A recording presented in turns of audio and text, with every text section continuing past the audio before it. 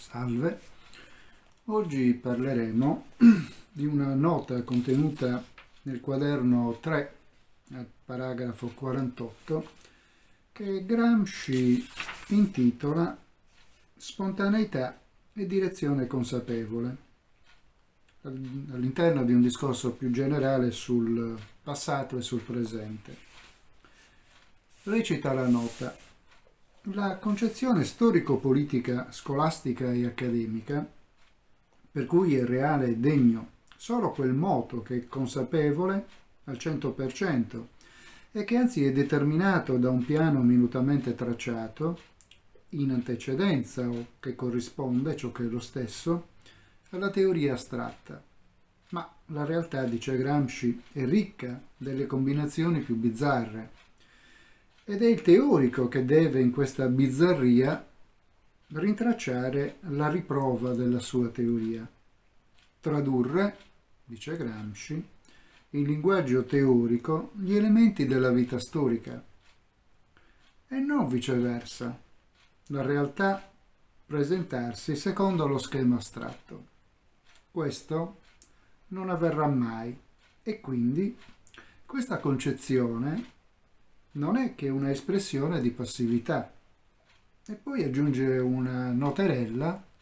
tra parentesi, che riguarda Leonardo e scrive Gramsci: Leonardo sapeva trovare il numero in tutte le manifestazioni della vita cosmica, anche quando gli occhi profani non vedevano che arbitrio e disordine. È una nota molto interessante perché riguarda i rapporti fra teoria e pratica, quindi ha una valenza filosofica molto importante e ci aiuta a capire alcuni degli elementi anche di natura storico-politica che si sono manifestati nel corso del tempo. In particolare l'idea che si possa elaborare una teoria, per esempio la Repubblica Platonica, cioè immaginare uno stato ideale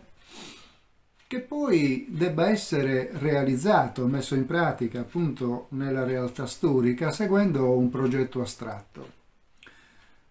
anziché fare il viceversa, cioè partire dalla realtà, studiare gli stati così come si sono presentati appunto nel corso del tempo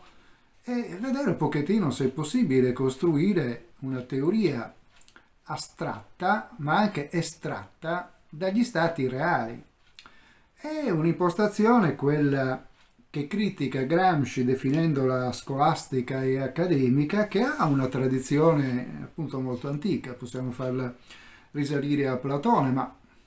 esiste in un certo senso anche in Hegel, quindi diciamo così, una tradizione della filosofia idealistica, quella di partire dall'astratto, da un progetto e poi cercare di realizzarlo appunto nella realtà o addirittura di imporlo alla realtà stessa. E questo naturalmente può creare dei problemi proprio per la ragione indicata da Gramsci, cioè che la realtà, come dice lui, è ricca delle combinazioni più bizzarre. La realtà non si fa facilmente imbrigliare, non risponde ad uno schema astratto. Ha certamente una sua logica, ma non è una logica astratta, è una logica concreta che soprattutto si determina attraverso il lavoro politico, economico, culturale, quindi attraverso la prassi, come direbbe Gramsci. Non per niente la sua interpretazione della filosofia, in particolare quella di Marx naturalmente, però potremmo estenderla ad una concezione generale della filosofia come praxis e non semplicemente come pensiero astratto, come costruzione astratta, come progettualità a priori di un mondo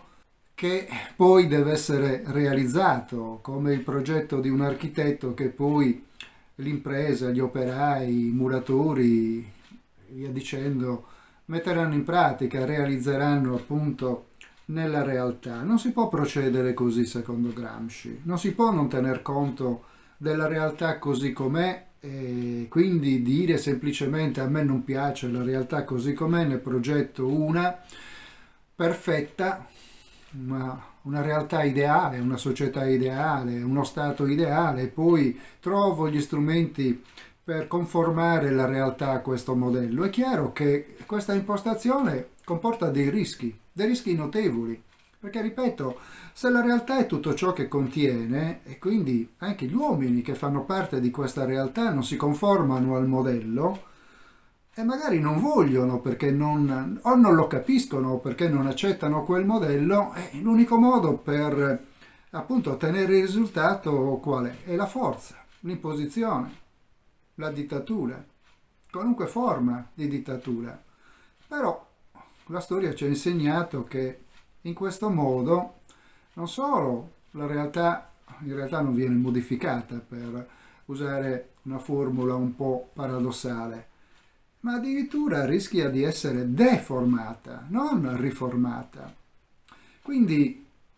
il pensiero astratto, che non tiene conto della realtà o comunque ne tiene conto in senso negativo, senza neanche cercare di capire se ci possono essere degli aspetti positivi a cui appigliarsi e quindi procedere verso una riforma politica, sociale, economica della realtà stessa, è una forma di astrazione che rischia di produrre più danni che non risultati positivi. Grazie.